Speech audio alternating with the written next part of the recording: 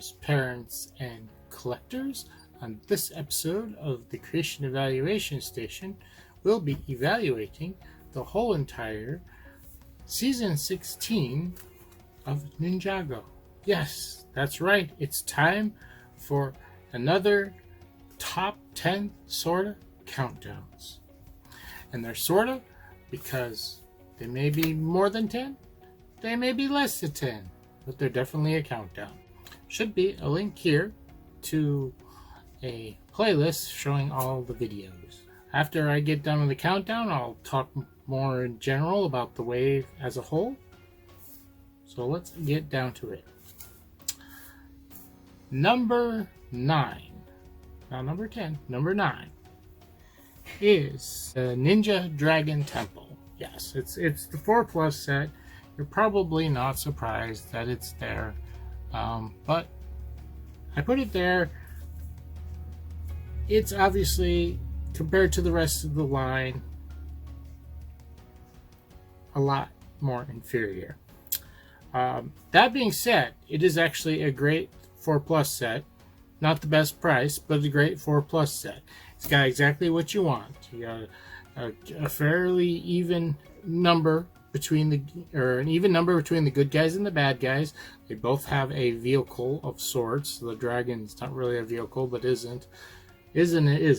And then you have some nice buildings and terrain and stuff for them to play around in. There's a play area for them. So for a 4+ set, it's pretty good. For the rest of the wave, it's not that great. On to number 8. Number 8 is the Crystal King Temple. And just for the record, this was a very hard collection to actually grade. A lot of these things looked really great. I'll talk about more of that later. But yeah, so take that with a grain of salt when you're hearing me do these countdowns, because they're very close, some of these sets. This one, however, definitely felt like a lesser thing. Now, it looked great. Don't get me wrong. I said all this wave looks great. But the problem I had with this one is it felt incomplete.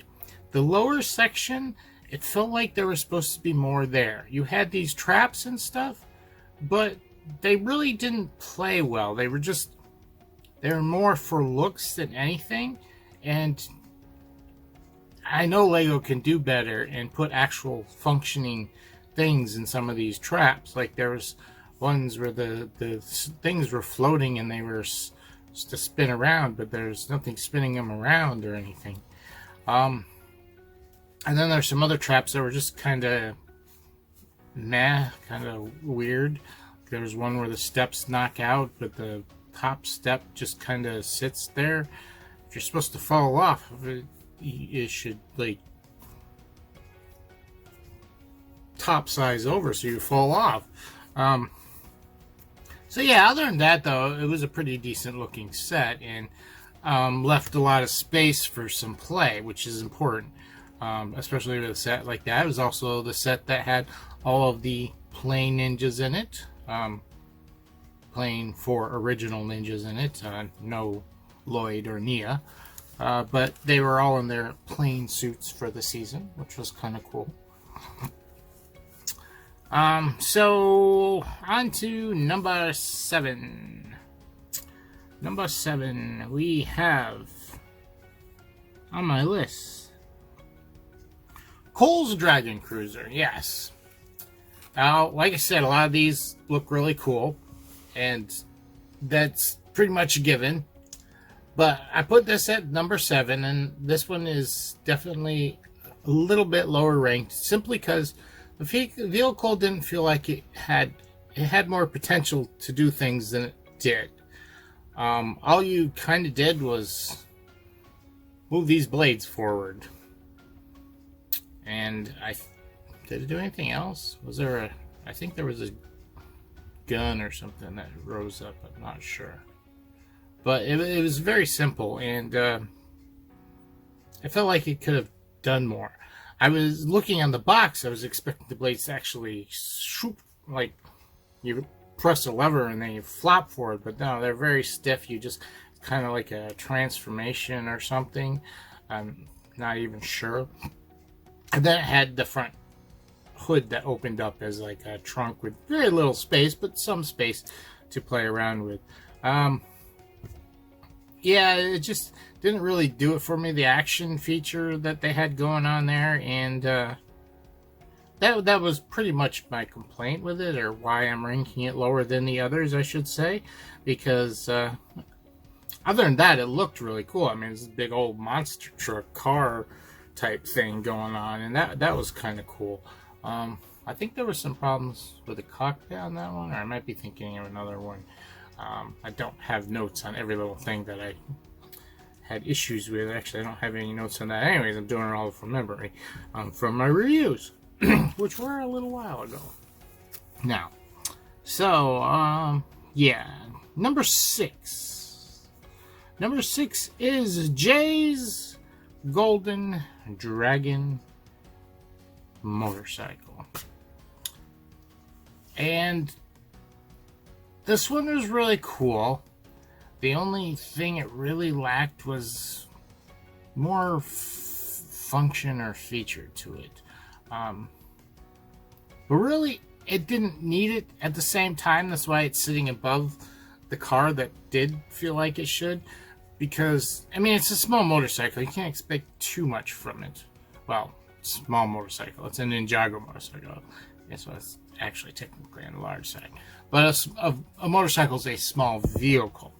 And so you can't expect too much from that thing. I mean, it had a nice kickstand. And, I mean, it had the little mouth that moved. But, that really wasn't a feature. I didn't feel like it added to it. Other than that, let's see, it had a good balance of characters. Even the bad guys had a small build in that. From here on out, these are very close. Like, there's really not much to complain about or anything. Some of it's just my personal tastes. But this is my personal list, so. Zane's Golden Dragon Jet. That is my number 5. This set was really cool looking. It also had an awesome feature with the transformation of the jet. It was really cool just to play around with, zoom around with, but then you could switch it back and forth. And it looked pretty decent in both modes. And yeah, it was a pretty cool set. Really nice design, both in function and in form. It worked great.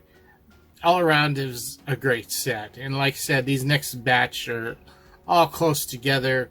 They could practically be interchanged on the list from, and this is in the middle of the list at number 5. So yeah, this is how good this wave was. And it was very hard making this list. So that takes us to number 4. Number 4 is Nia's Samurai X mech. And yeah, you're probably saying, but it's a big, huge mech. It's awesome. I'm like, yes and no. It was cool. It functioned well. And you'd be right, but I don't know. There's something about the aesthetics that didn't do it for me. And there's this thing in the back of my mind, I kept comparing it to the old one. And yes, the old one was nowhere near as large, nor was it as flexible, but had a very interesting aesthetic and design to it. I mean, this thing had, you know, shoulder-mounted missiles and everything else, but the old one had a shoulder-mounted cannon. And see, it was that flair, that flair for, like, okay, let's make a mech, but let's make it look old-fashioned, because instead of, you know, just some laser beam or whatever shooting out, it used a giant cannon, which would be more appropriate to the samurai time period. Yeah, things like that. that thing just called to me much more than this big, huge, giant mech. And I mentally comparing it together. Not saying this thing was bad at all, because it was. There was some really nice building techniques in there. The body was nice, where in case your pilot, and how you got the pilot in there. The fancy X-Sonic's chest was kind of cool how that was built, and it had knees. It had posable knees, and that was interesting. Although, was it revolutionary? Not to me, but it was. I haven't seen it in a set from Ninjago yet, but that's something to think about, because I had pretty much designed that type of knee already, and it's like Ninjago finally got around to doing. Now I haven't put all. I do have some other older mechs that I need to put together and see what type of joints and stuff they use in those as well. But yeah, it's kind of underwhelming that I felt like it was an obvious thing too, because I had designed something similar using bionicle joints, the ball and socket joints, and just doubling them up, it did a lot more resistance. Anyways, that was that. That was number 4. We're now moving on to number 3. Number 3 is the Crystal King, another mech. This one was interesting because, like, I didn't even realize it was a mech. I started, it's cool looking. I was like, oh, it's cool, like, monster thing that they're fighting. It's the Crystal Kings. Did not realize it was a mech until I started putting it together and realized I'm building a hollow chest piece to put a pilot in. And it when you get it built up, it doesn't. I mean, you look close at it. You can put a character in there and you'll see the character in there, but the chest is so enclosed up, and I mean, yeah, there's a clear, transparent piece there, but that just looks like the aesthetic of it. Like, that's just how it's supposed to look. The glowing chest where its heart is, its evil heart is beating. But no, that's where the pilot goes. You open up like this rib cage looking thing, and oh my gosh, that was kind of cool. And it was also a 4-legged mech, which is interesting. Although, as cool as 4-legged mechs are, it also just seems like a waste. Like, it's more of a challenge to get something bipedal than it is to have it on 4 legs. And so having a 4-legged mech is never.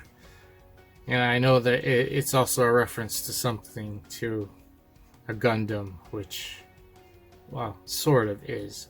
I don't know if it was done on purpose, but even then it was like, why are we having a 4-legged mech? Yeah, it's a kind of charming thing, but it's like a bipedal vehicle, mech, or whatever you want to call it, is much interesting and more of a challenge to build than a 4-legged thing. And what was interesting is that it really wasn't that posable with the legs, even though it had more legs.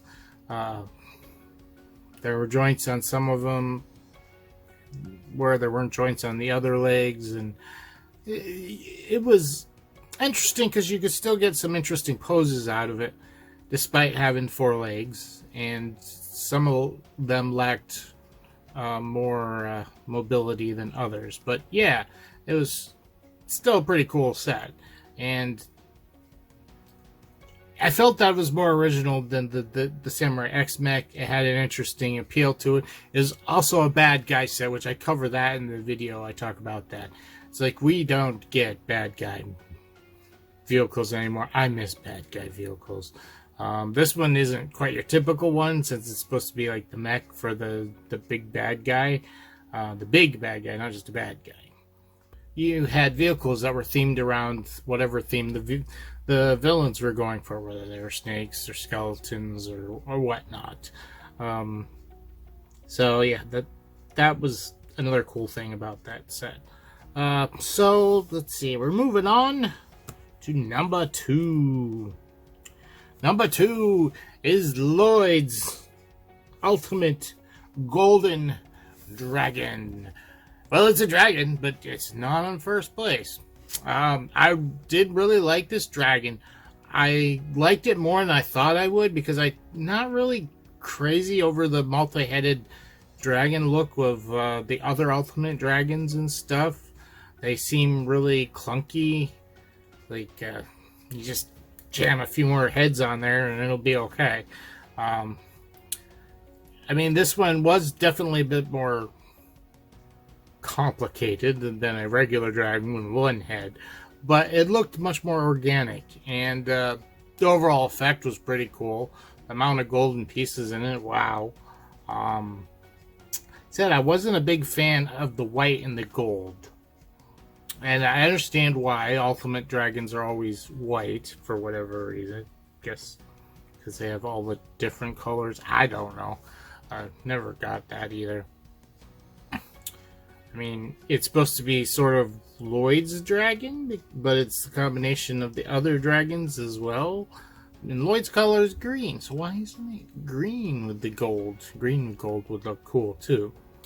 But yeah, that was my fuss about it, is I didn't like the white and green. That didn't make it a worse set. It was still a great set. So the number 1 set is... It's the last set, of course, I haven't covered yet.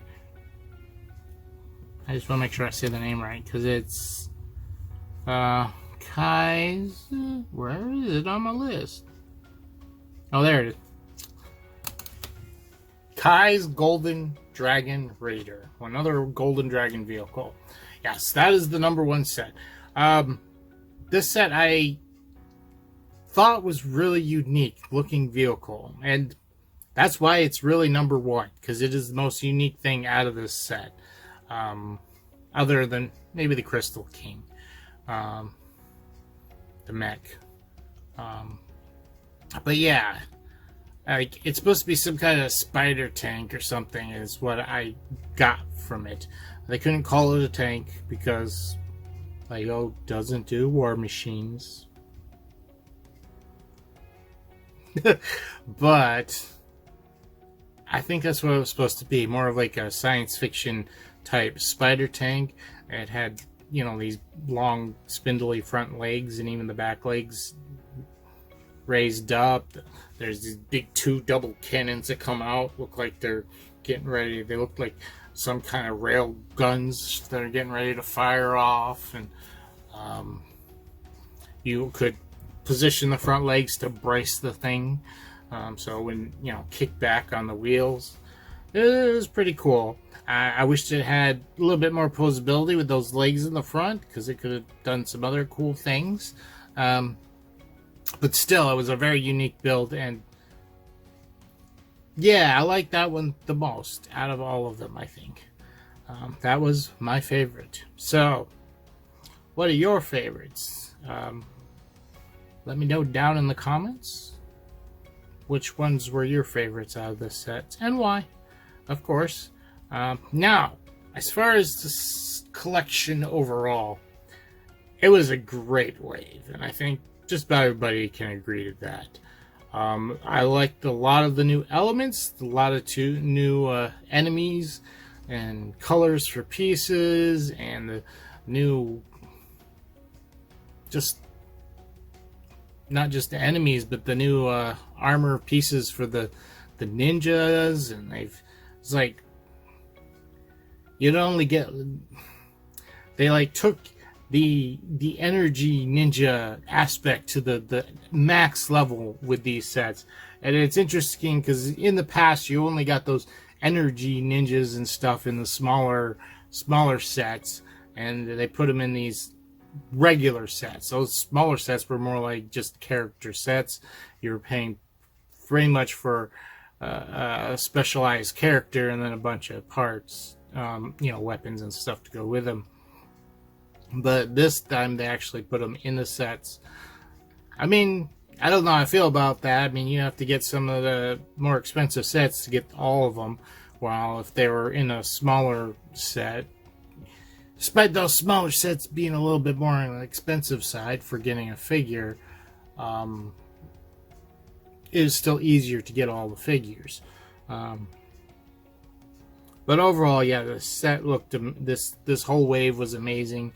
The 4+ set was really good, even though it was basically a core set, and I think that's what's going to be going on from now on. You'll see 4+ sets as core sets. Core set is also going to be replacing Legacy, but then again, a lot of Legacy sets were 4+ sets, and vice versa. A lot of 4+ sets. Most of the 4+ sets were Legacy sets. You didn't get too much new stuff with the 4+ stuff, and that's probably what they're going to do going forward. Is any 4+ sets will be core themed, which is okay. You know, their design, the core sets are supposed to be to get new people into the Ninjago without, you know, being part of any particular season of the show, and people can jump in and stuff. And since, you know, young kids are going to be jumping in for the first time at that point anyways, you know, 4 and up, then ages 4, having those sets be core waves is a good idea. But yeah, the overall wave was amazing. There was a lot of great stuff. Most of my problems with the waves and stuff were more nitpicky things than any. Nothing really seriously bad. Now, I don't know how. I have not seen the show, especially this season of it. I've seen some older seasons, but I don't know how these add up to what happens in the show. You're going to have to let me know down in the comments how accurate and how they reflect the show. Are all the vehicles in the show even? You know, you're going to have to keep me informed on that. I don't know when I'll get around to watching the show. I probably won't, like I usually don't. Got too much time. I have too much to build and not enough time to watch. Although I could build and watch at the same time. I don't know if I can get it up on my computer, but I'll have to look into that. So let me know what you guys think of this wave as well. Just not just you know, a particular set, but overall what you thought of this wave compared to previous waves, and thoughts overall on this whole season. So yeah, let me know all that down in the comments. If you have any questions, ask me there. I should have a link to a list of all the videos. Or if you want to check out a particular one, you can always look it up on my channel as well.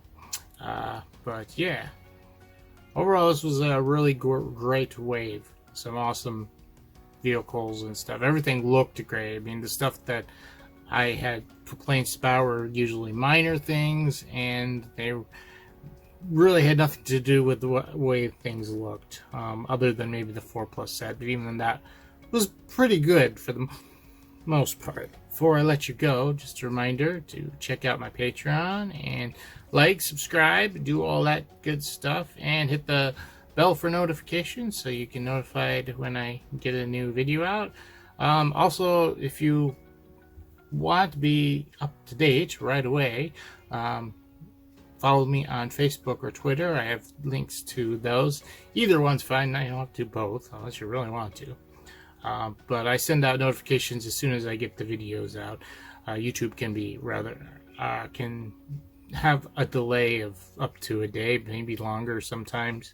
So anyways, that's it for me here at the Creation Evaluation Station, reminding you that creativity is key.